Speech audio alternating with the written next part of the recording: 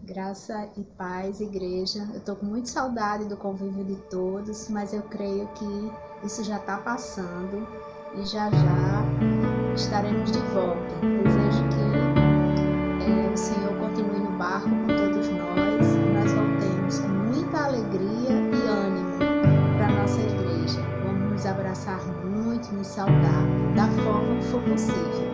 Amém.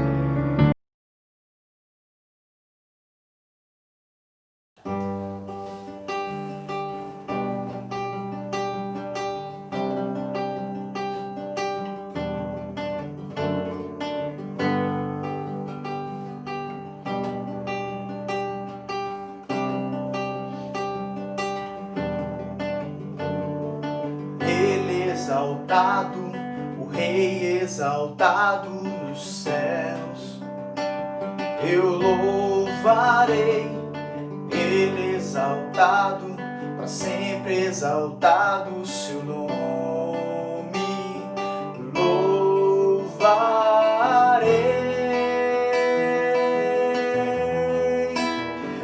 Ele é o Senhor, sua verdade vai sempre reinar.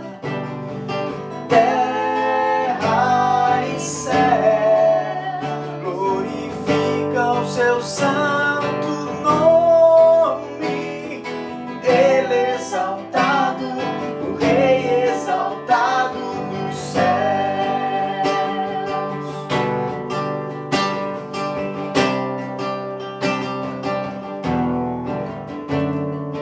Ele exaltado, o Rei exaltado nos céus, eu louvarei.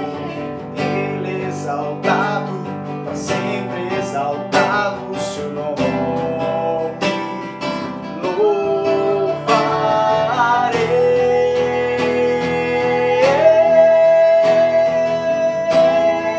Ele é o Senhor, sua verdade vai sempre reinar.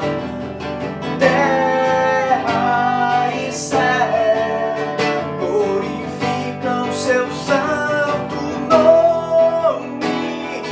Ele exaltado, o Rei exaltado no céu.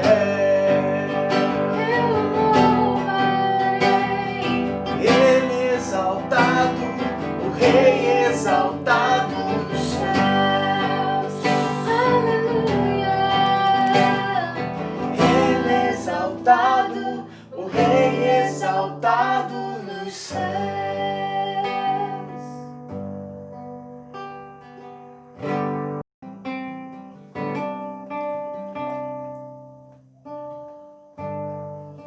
Quando a música esmorece, o resto desaparece. Simplesmente a ti me achego, ansiando oferecer algo de valor pra agradar teu coração. Mais que uma canção eu te darei, pois apenas uma canção não é o que queres de mim. Mais profundo busca, Senhor, dos que os olhos podem ver. Queres meu coração. Estou voltando à essência da adoração. A essência és tu, a essência és tu, Jesus. Oh, me perdoa pelo que eu fiz dela. A essência és tu, a essência és tu, Jesus.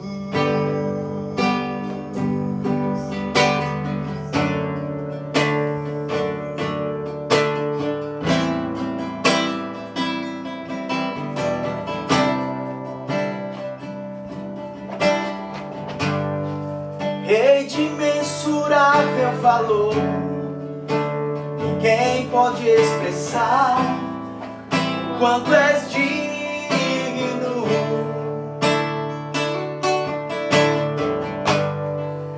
Embora eu seja pobre e fraco, tudo que tenho é teu, cada fôlego meu.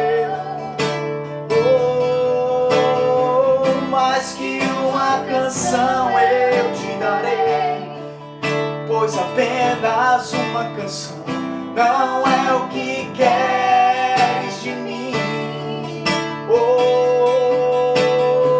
Mais profundo busca, Senhor, do que os olhos podem ver.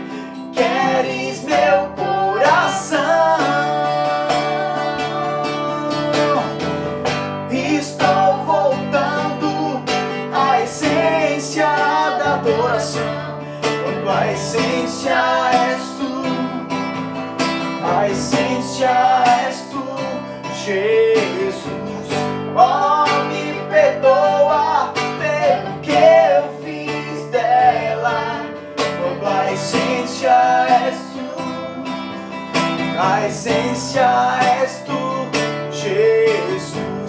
Estou voltando à essência da adoração, quando a essência és tu, quando a essência és tu, Jesus.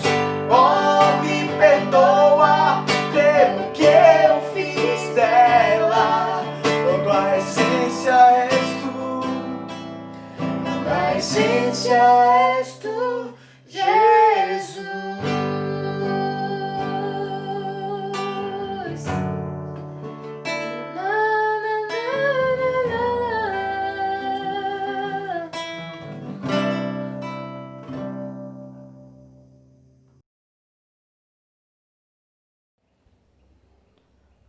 Continuando ainda com nosso culto, nós vamos participar agora do momento de dízimos e ofertas. Esse é um momento especial também, irmão. Se você pode contribuir com o seu dízimo, com a sua oferta, faça-o liberalmente. Não faça por pressão, não faça porque é uma necessidade, mas faça porque você ama a igreja, ama o trabalho do Senhor, ama com que o Evangelho seja expandido a todos aqueles que ainda não conhecem. Faça desse momento um momento de adoração também. Não seja a adoração somente a música, somente as outras coisas, mas que esse momento em especial seja um momento de adoração também, que você possa contribuir para o crescimento da glória do Senhor. Nós vamos orar nesse momento. Pai bendito, Pai de amor, nós queremos nesse momento consagrar nossos dízimos, nossas ofertas ao Teu nome, Pai. Nós queremos, como expressão de adoração, contribuir para o Teu reino, contribuir para a Tua causa, para que o Evangelho possa chegar até aos confins da terra, como chegou a cada um de nós, Pai. Abençoa-nos nesse momento, no nome de Jesus. Oferte ao Senhor nesse momento. Nossas redes sociais estão com as informações das nossas contas bancárias, que você possa ser abençoado ao fazer isso. Em nome de Jesus. Amém.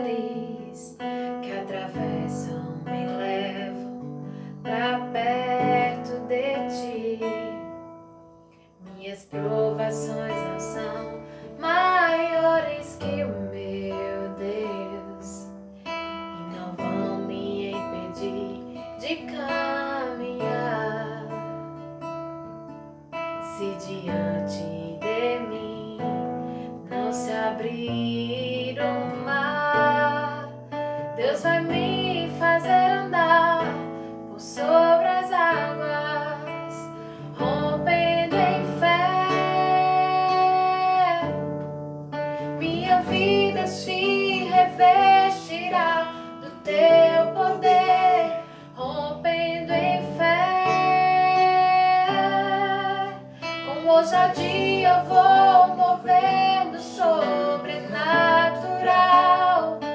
Vou lutar e vencer, vou plantar e colher. A cada dia eu vou viver rompendo em fé.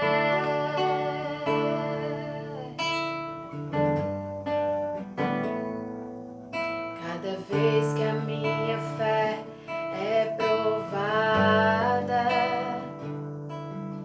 tu me dás a chance de crescer um pouco mais. As montanhas e vales, desertos e mares que atravesso me levam pra perto de ti. Minhas provações não são maiores que o meu Deus e não vão me impedir de caminhar. Se diante de mim não se abrir o mar, Deus vai me fazer andar por sobre as águas, rompendo em fé. Minha vida se revestirá do teu poder, rompendo em fé. Com ousadia eu vou mover no sobrenatural. Vou lutar e vencer, vou plantar e colher. A cada dia eu vou viver rompendo em fé, rompendo em fé. Minha vida se revestirá do teu poder, rompendo em fé. Com ousadia eu vou mover no sobrenatural. Vou lutar e vencer, vou plantar e colher. A cada dia eu vou viver rompendo em fé.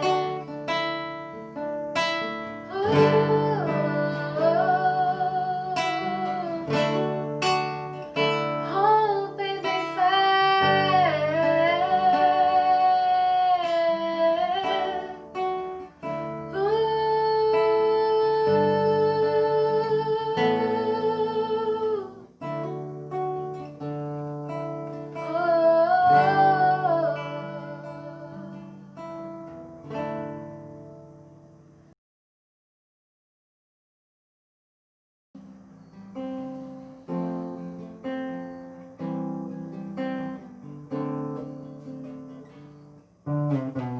sonda-me, Senhor, e me conheces.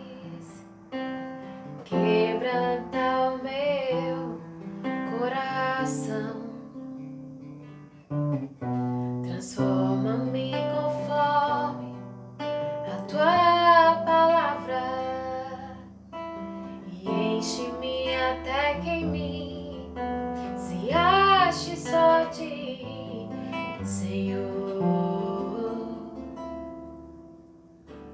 Sonda-me, Senhor,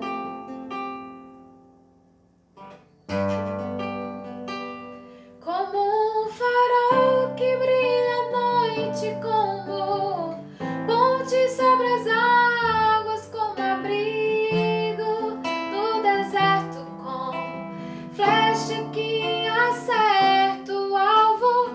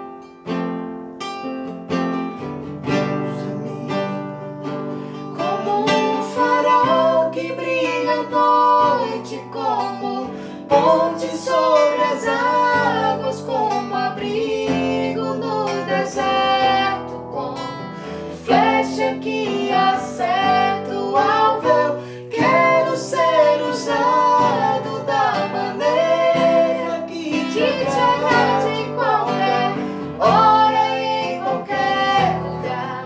Eis aqui a minha vida, usa-me, Senhor.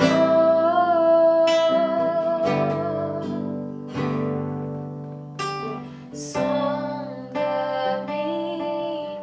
quebranta-me,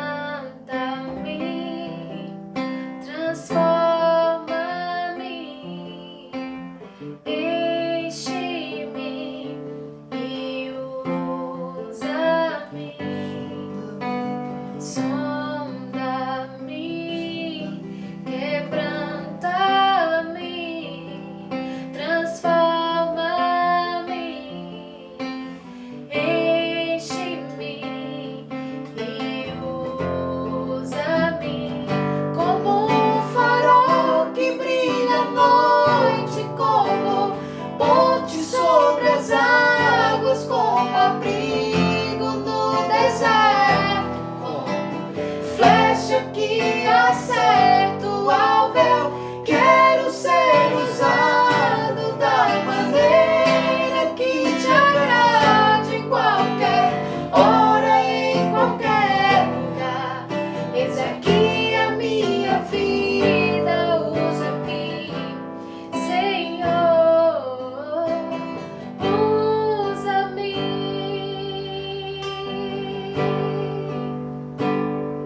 Senhor,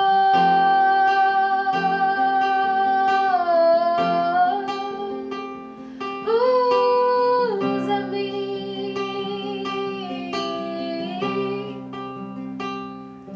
Quebranta-me, transforma-me e enche-me com teu poder, com a tua unção, Senhor. Enche-me, transporta em mim o teu amor, o teu amor. Livre sou para te honrar, Senhor.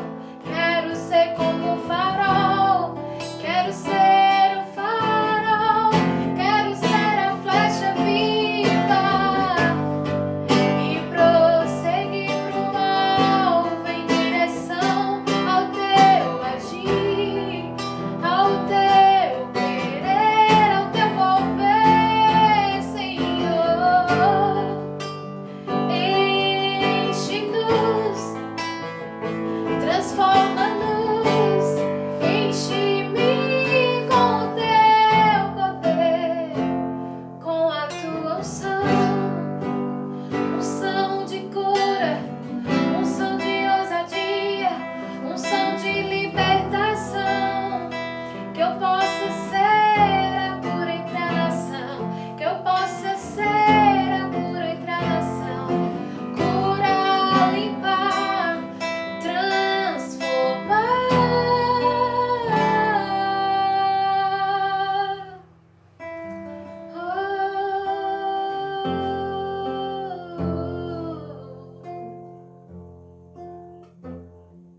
Sonda-nos, Senhor.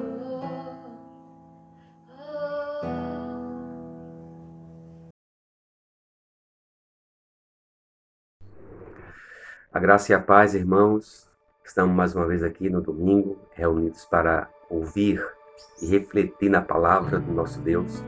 Hoje, dia 19 de julho de 2020, estamos há exatamente 126 dias sem reunião presencial. Tem sido um desafio tremendo para nós, como pastor. Nesse tempo, eu que gosto de convívio, gosto de estar junto, gosto de conviver, gosto de estar na casa, conhecendo, deixando-se conhecer. Um desafio tremendo esses dias, sem poder encontrar os irmãos, sem poder estar junto com os irmãos. Mas eu quero agradecer. Agradecer a Deus porque temos aprendido no meio disso tudo também e temos principalmente perseverado como igreja. Eu fico feliz quando vejo que um irmão perseverando traz outro irmão consigo, traz outro irmão consigo. E que bom que você está com a gente, caminhando conosco, criando elo, permitindo que a identidade como igreja local permaneça. Que bom que está conosco nesse tempo, ouvindo nossos vídeos, às vezes um mais bem elaborado, outro não tanto, às vezes um mais organizado, outro não tanto, às vezes na igreja, às vezes aqui dentro da nossa casa, mas é a nossa identidade, é o nosso momento de culto e reflexão também com a palavra de Deus. Também agora reunindo-nos conectados nos sábados à noite também, e queremos outras coisas a mais no futuro, se porventura permanecemos ainda com tempo com isso. Mas eu creio que não, está perto de voltar aos nossos encontros presenciais em nome de Jesus Cristo. Amém? Ore por isso, por essa causa, se coloque de joelho e estamos juntos também nessa caminhada em nome de Jesus Cristo. Amém? Diga minha palavra de gratidão a você por caminhar conosco nesse tempo tão precioso. Agora, eu quero convidar você em especial a abrir sua Bíblia no livro de Atos dos Apóstolos. Na verdade, alguns escritores dizem que deveria ser chamado não Atos dos Apóstolos, mas Atos do Espírito Santo, porque nós vemos claramente o Espírito Santo agindo através dos apóstolos ou movendo os apóstolos a agirem, a deixarem atos impregnados com marcas profundas na história da igreja cristã, principalmente no primeiro século da igreja. Eu quero convidar você então a abrir sua Bíblia no capítulo 26 do livro de Atos dos Apóstolos. Eu quero caminhar sobre uma história, um período pequeno, curto, da história da vida de Paulo e mencionar um versículo-chave, eu considero ele como o centro desse capítulo, para a gente poder pensar algumas coisas também nesse momento. Atos capítulo 26. Eu não vou lê-lo todo, eu vou apenas mencionar algumas coisas para a gente poder caminhar de alguma forma com ele, tá bom? Caminha conosco nesse instante. No versículo primeiro, nós vemos que Paulo está diante do rei Agripa. E diante do rei Agripa, ele é questionado sobre a sua fé. E é dado oportunidade de falar, de se expressar, de defender-se de alguma forma, né? É permitido que ele use de palavras de defesa. O versículo 1 fala sobre isso. E no versículo 3, ele já menciona que o rei o escute com paciência. Ele pede isso para o rei, para poder compartilhar com ele detalhes da sua própria vida. No verso 4 ele diz, desde minha mocidade, desde quando eu era jovem, todos os judeus conhecem a minha vida. Todos conhecem quem eu sou, por onde andei, o que eu fiz. Ele fala sobre isso, todos os judeus me conhecem de perto.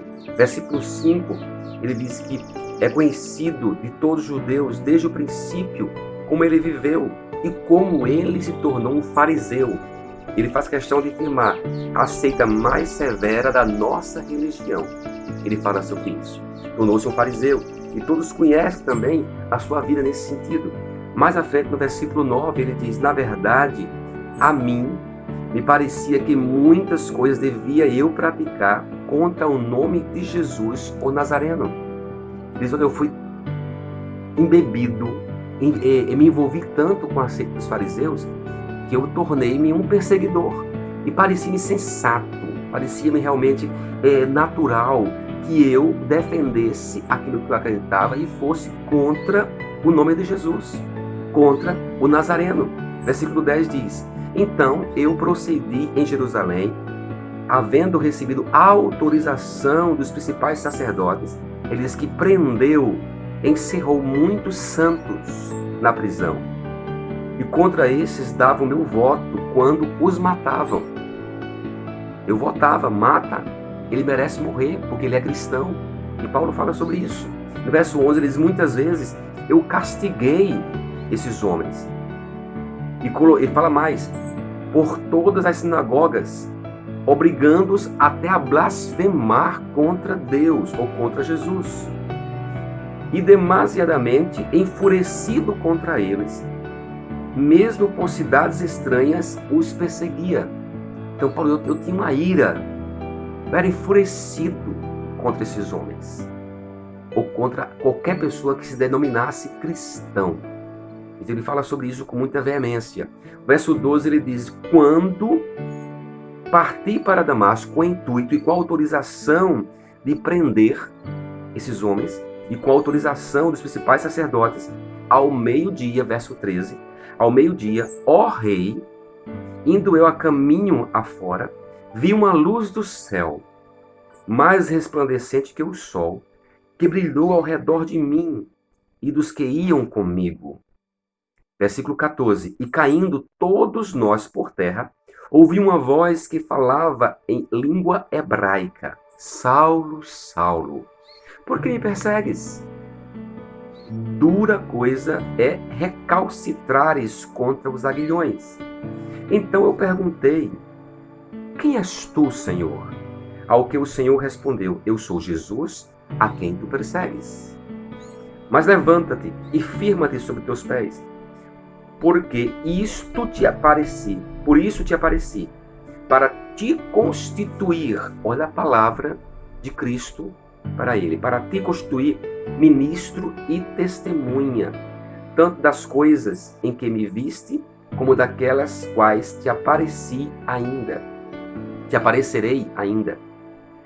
livrando-te do povo e dos gentios, para os quais eu te envio, para lhes abrires os olhos e os converteres das trevas para a luz e da potestade de Satanás para Deus, a fim de que recebam eles remissão de pecados e herança, entre os quais são santificados pela fé em mim. Olha a palavra de Jesus. Um perseguidor agora é chamado para cessar sua perseguição e agora tornar-se um como aqueles que eram perseguidos. E não somente isso, mas tornar-se um proeminente, aquele que ia também proclamar o Evangelho e levar outros à conversão. Então, lógico que ele seria agora um perseguido pelo Estado romano. Mas ele fala e firma isso com convicção. Deus está chamando Paulo, chamando o Saulo, agora tornando-se Paulo, e firmando isso. E diz: olha, a sua missão é preciosa. Você vai converter, vai ajudar com que esses homens e mulheres saiam das trevas para a luz, do domínio da potestade de Satanás, para agora viverem dependentes de Deus e terem seus pecados redimidos ou remidos, ou seja, purificados, e receber agora como herança a santificação que vem de Deus. É isso que diz. E quando chega no versículo 19, diz o Paulo falando, ainda Saulo, para o rei Agripa: pelo que, olha a palavra, pelo que, ó rei Agripa, não fui desobediente à visão celestial. Não fui desobediente à visão celestial. Então, caminha o restante do capítulo. Vai mencionar como ele se pronunciou, como houve a reação depois que o próprio Festo, que está naquela reunião também, diz: tu estás louco, Paulo, as muitas palavras te fazem delirar. Eles: não estou louco, eu estou totalmente sensato. E mais uma vez conversa, argumenta. O rei Agripa no final diz: olha, Paulo, tu estás quase me convencendo a me tornar um cristão. E Paulo diz: olha, quem dera, não somente tu, mas todos que estão aqui pudessem tornar-se cristãos, pudessem aceitar a Cristo, digamos assim. Mas esse é o resumo desse capítulo. Ele vai até o versículo 32. Eu quero terminar com o versículo 19. E para mim, ele é o centro desse texto.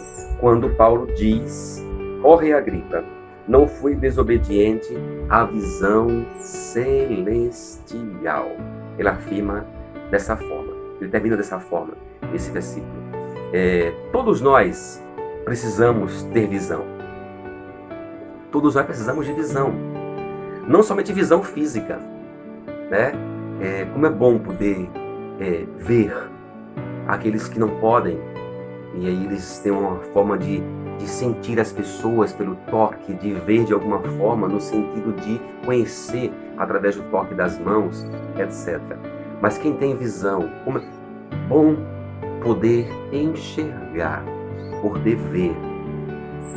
E além da visão física, há outras visões, visão como pensamento do futuro, como sonhos. Como é bom ter sonhos, como é bom poder percorrer uma estrada visualizando alvos, ter alvos na vida, ter objetivos na vida de alguma forma, ter metas, observar e ter uma linha de chegada para podermos alcançar.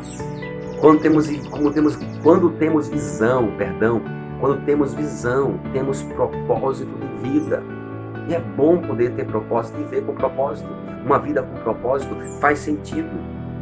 Ter objetivos na vida, ter objetivo, ter propósito, ter uma visão na vida, de alguma forma responde àquelas questões máximas que a filosofia faz por si mesma. Quem sou eu?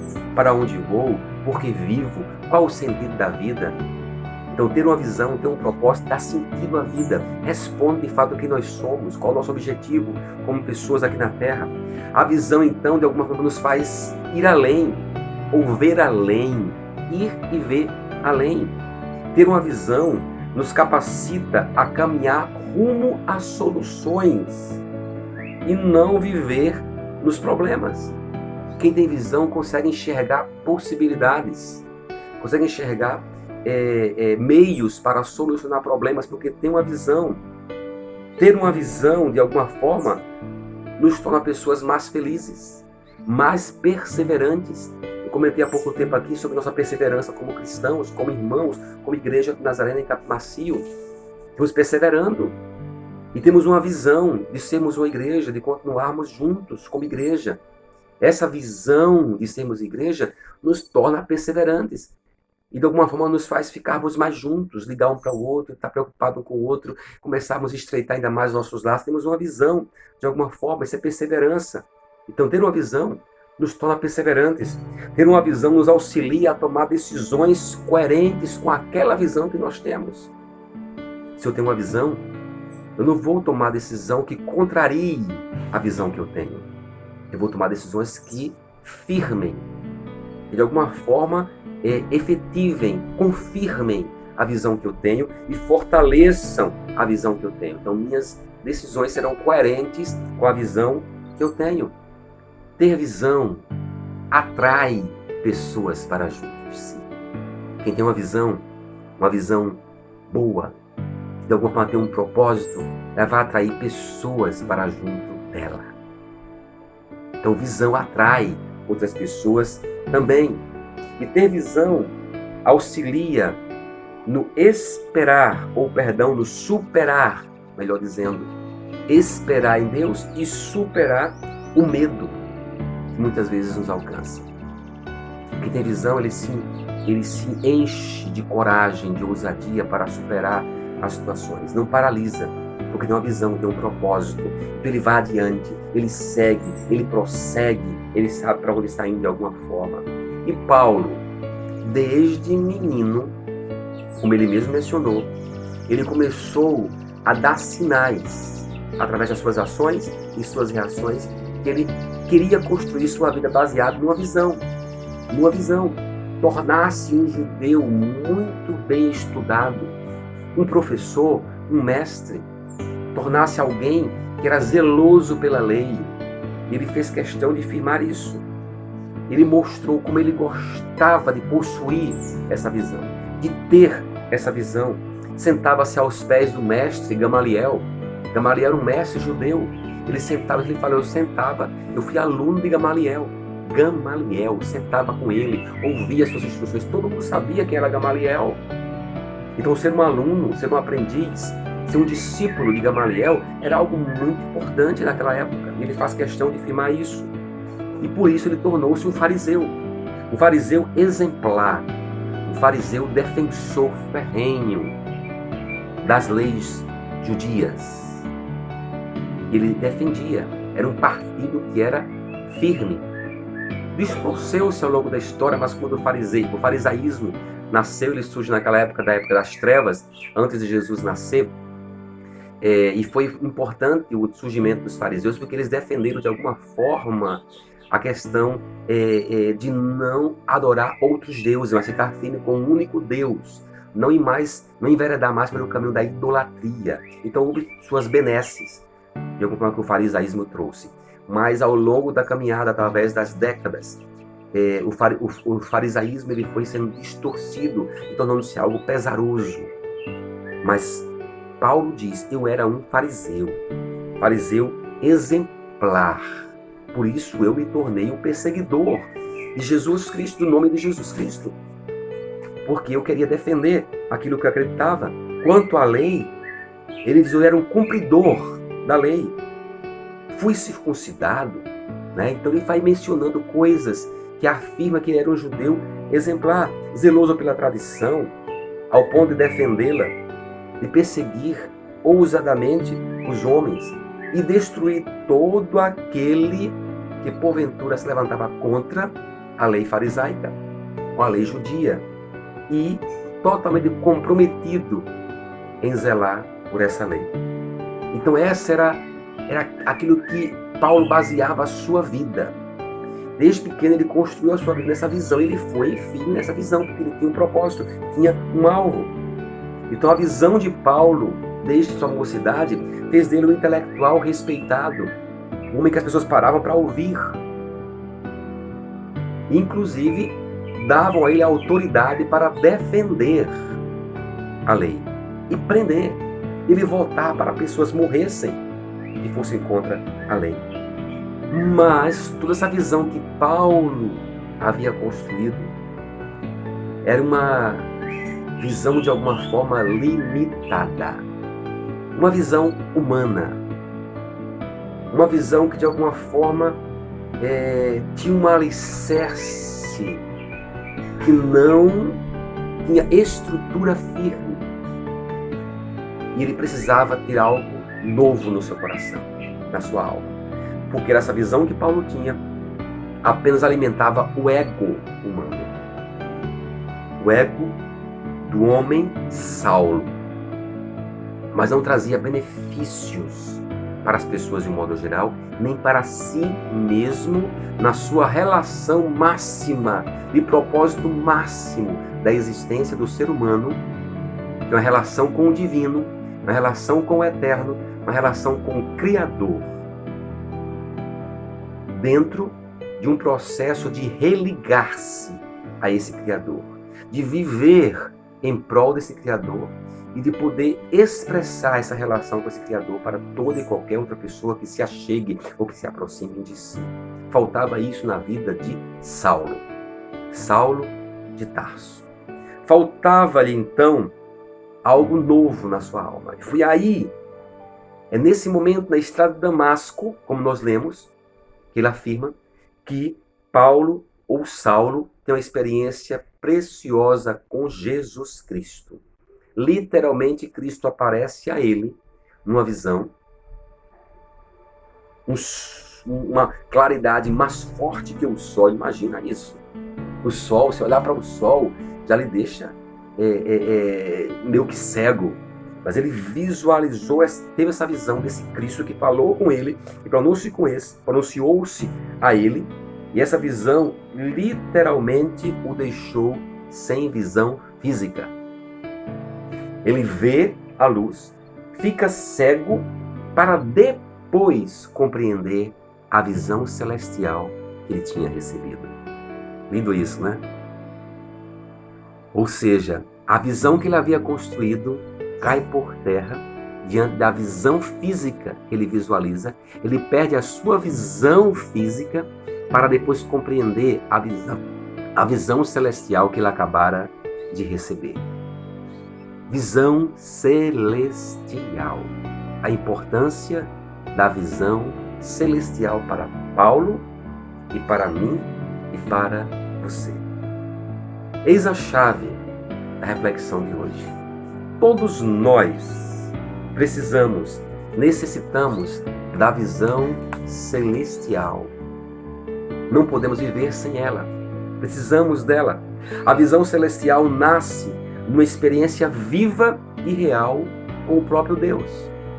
Uma experiência viva e real com o próprio Deus. Visão celestial relaciona-se diretamente com a missão que nós temos. Não tem para onde ir. A visão celestial que Saulo de Tarso tem muda a sua vida, transforma a sua vida e faz dele um missionário, alguém com a missão para defender, para viver, para experimentar, para compartilhar com outras pessoas. A visão está relacionada com a missão, de alguma forma. E quando nós compreendemos a razão do nosso existir, a razão do existir do ser humano, quando a visão celestial vem sobre nós. Na visão celestial descobrimos o valor da eternidade. Compreendemos que o que é aqui é efêmero, é passageiro, é breve. É como uma flor que nasce pela manhã e à tarde ela murcha e morre. Passa muito rápido. Mas compreendemos o valor da eternidade. Na visão celestial, nós iniciamos um plantio de sementes sadias. Olha a palavra, um plantio de sementes sadias, que produzirão frutos genuinamente especiais, eternos. Frutos que vão para a eternidade e frutos que saciarão a fome de todas as outras pessoas em volta. Quando compreendemos a visão celestial, nós nos tornamos semeadores e saciadores da fome de outros. E passamos a transmitir o pão da vida, que sacia a fome de quem está em volta. Quando a visão celestial nos alcança,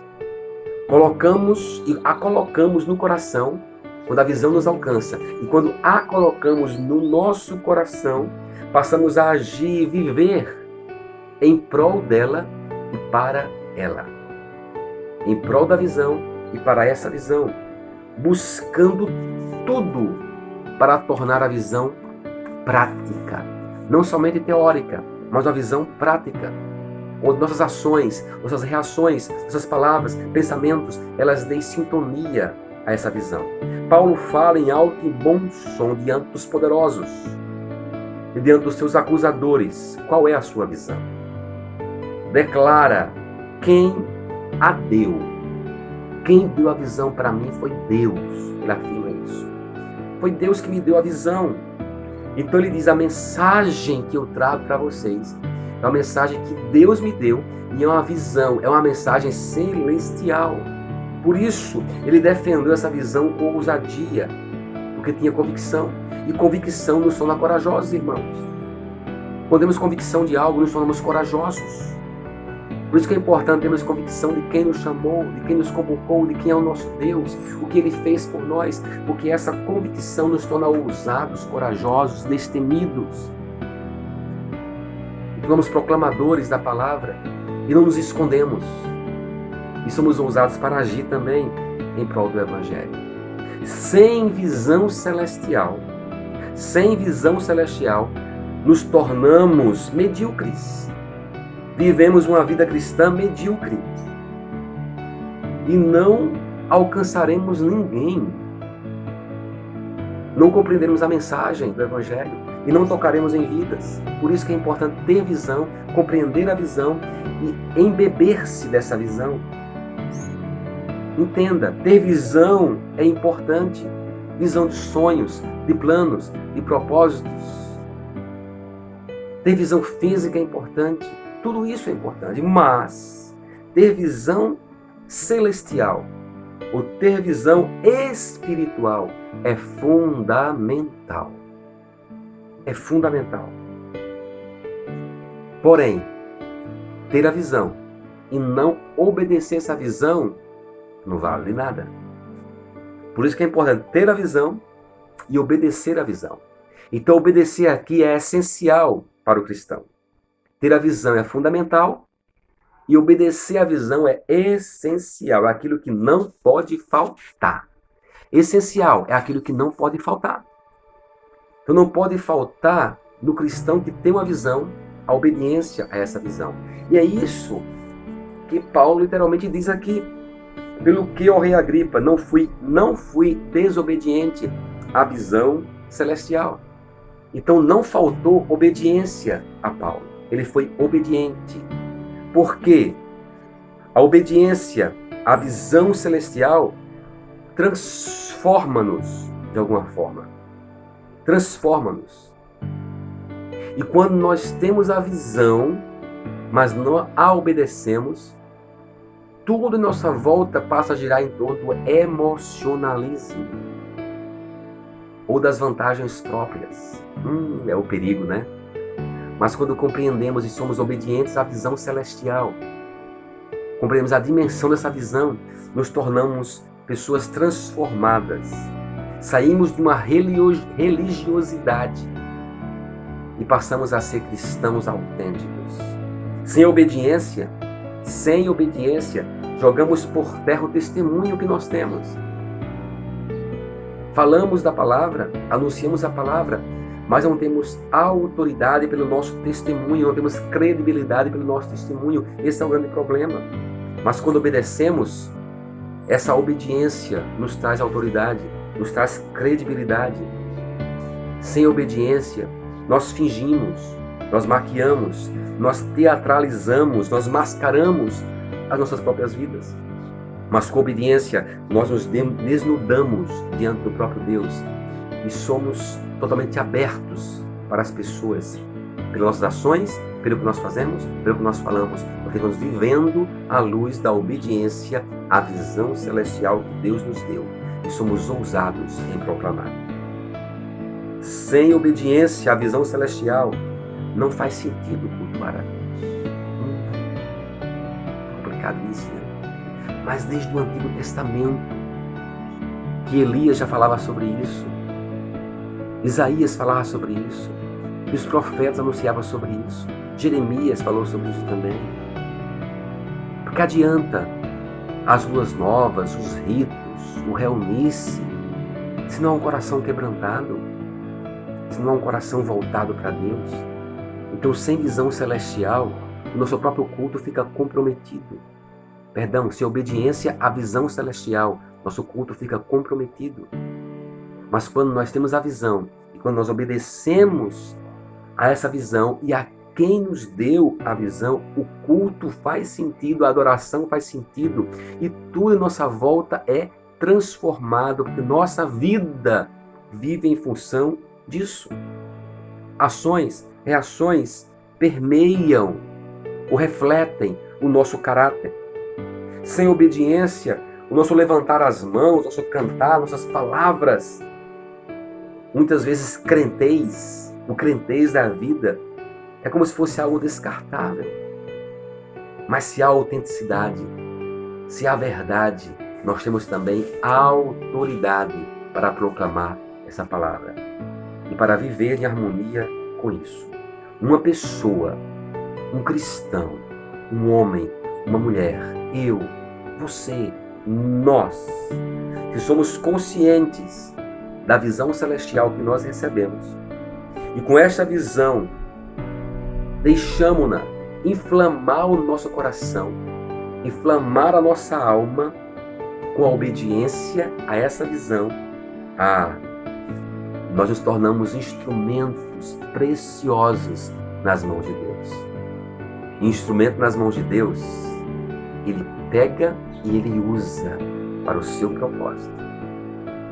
Eu quero ser instrumento nas mãos de Deus. Eu oro para que nós sejamos instrumentos na mão de Deus, para que nossa igreja possa ser instrumento nas mãos de Deus. Voltarmos a nos reunir, planos, com desejos, com vontade de fazer algumas coisas. Eu gostaria de ver isso acontecendo. Persevere conosco, irmãos. Ele vai voltar breve. Queremos compartilhar coisas preciosas que Deus tem para a gente como igreja. E nós vamos ser usados por Deus. Vamos ser ousados em proclamar esse Evangelho em nome de Jesus Cristo. Com obediência, com sensatez. Quando temos a visão, as coisas são diferentes. Eu quero lembrar você um detalhe dessa palavra. Quero voltar ao texto mais uma vez, quando ele diz assim: pelo que, ó rei Agripa, não fui desobediente à visão celestial. Eu vou repetir: a visão celestial. Aqui é o artigo definido no singular. Não são as visões celestiais. É a visão celestial. É singular. Não é uma visão entre outras visões espiritual. É a visão espiritual. Então não são as, não são uma entre outras. A palavra é a visão espiritual. A visão espiritual. Então não existe outras visões. Não existe uma entre outras. É a visão espiritual. E essa visão precisamos ter. Os 3 maiores pregadores, ou escritores melhor falando, escritores do Novo Testamento, que é Pedro, João e Paulo, eles dão ênfases diferentes ou distintas a essa visão celestial. Por exemplo, Pedro, ele dá uma ênfase linda à visão espiritual. Ele vai trabalhar, principalmente no seu livro, nos seus escritos, melhor dizendo, como a casa espiritual de Deus. Como nós, como pedras vivas, somos pedras vivas edificados juntos. Pedras vivas edificados juntos. A ênfase que Pedro vai falar é sobre isso, a ideia da casa, da construção da casa espiritual de Deus através de nós, em nós e através de nós. Nós somos pedras vivas. Já João, ele vai dar uma ênfase na família de Deus, mostrando o aspecto que nós seremos conhecidos, vós sereis conhecidos pelos outros se amardes uns aos outros. Logo, ele vai construir a ideia de família, onde temos o Pai Celestial, onde temos Cristo como nosso irmão maior e temos nós como irmãos congregados nessa mesma casa ou mesma família. Então, Pedro traz a ideia de casa espiritual que somos nós, João traz a ideia de família de Deus e Paulo vai trazer a ideia de corpo de Cristo. Nós somos o corpo de Cristo. Muitos são os membros, mas todos nós somos um só corpo, unidos também. São aspectos ou ênfases são dadas à visão espiritual, mas que todas elas convergem na própria visão. Então a visão celestial é composta exatamente disso. Não pode estar distinta uma da outra. Nós nos tornamos casa de Deus, habitação de Deus, como Pedro fala, somos habitação de Deus, pedras vivas, e essas casas, essas habitações de Deus, elas precisam se juntar numa família, e aí vem a ideia que João coloca, a família de Deus, né? Amando uns aos outros para podermos ser vistos pelos demais e sermos reconhecidos como cristãos. Olha que lindo isso. Somos pedras vivas, somos casa espiritual, nos unimos numa família para podermos testificar e a partir de então servimos como o corpo de Cristo, cada um com a sua função, como Paulo vai colocar, cada um com a sua função dentro do corpo. Então, há propósito na visão de Deus. Sermos habitação de Cristo, sermos família de Deus e sermos o corpo de Cristo. E cada um age com o seu dom, com o seu talento, com aquilo que recebeu de Deus, capacidade de Deus, para transmitir, através das suas ações, a palavra do Altíssimo. Como corpo, cada um na sua função. Como membros de um corpo, cada um na sua função. É assim que nós somos chamados a viver essa visão celestial. Não é uma opção para o cristão. Não é uma opção. Tudo está subordinado à visão que nós recebemos. A visão que nós recebemos celestial, ela nos impulsiona para podermos viver isso. Não há lugar aqui, compreenda isso, meu irmão, não há lugar aqui para a minha visão, para aquilo que eu penso simplesmente. Não há lugar para isso. Não há lugar para a visão de uma organização, de uma denominação, de um sistema religioso. Ainda que muitos coloquem suas visões acima da visão celestial, está errado. Uma hora tudo vai ruir. A visão celestial precisa prevalecer sobre a minha visão particular e sobre a visão de sistemas religiosos. Precisa prevalecer. Lógico que há pontos que nós podemos discutir, doutrinários que nós podemos defender, nossas convicções doutrinárias, não estou aqui falando sobre isso. A Igreja de Nazareno, por exemplo, tem as suas posições doutrinárias. E nós podemos construir em cima dessas convicções que nós temos. Mas todas elas devem estar subordinadas à visão celestial. Se esses pensamentos ou essas construções teológicas ou doutrinárias quiserem sobressair, quiserem estar sobre a visão celestial, elas vão ruir. Então tudo tem que estar abaixo da visão celestial que Deus estabelece para cada um de nós. O homem natural não compreende isso. O homem que não tem a Deus não vai compreender isso, não vai aceitar isso.